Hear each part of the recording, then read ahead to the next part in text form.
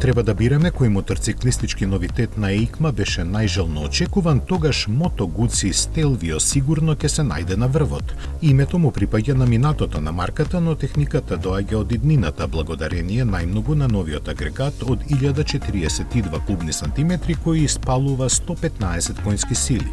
Новитетот задржува некои високо препознатливи стилски линии од острата гама модели на Guzzi, но и карактеристичните технички решенија како што се попречената поставеност на V2 моторот и карданскиот пренос. Особено богатата опрема се подразбира така што е еден од ретките во сегментот кој може да се пофали со електрично прилагодливо ветробранско стакло. Инженерите посебно се гордеат со електронскиот пакет возачки асистенти кој обединува адаптибилен темпомат, контрола на мртвите агли, промена на коловозната лента и систем за ипносопирање. Опремен е и со систем против блокирање кој може да се деактивира на двете оски за возење надвор од асфалт.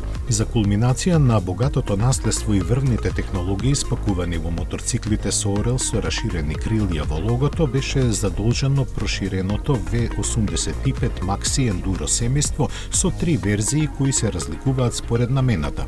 Моделот со ознаката Strada го представува почетното ниво и како таков е полесен и поедноставен, со алуминиумски тркала и минимална опрема.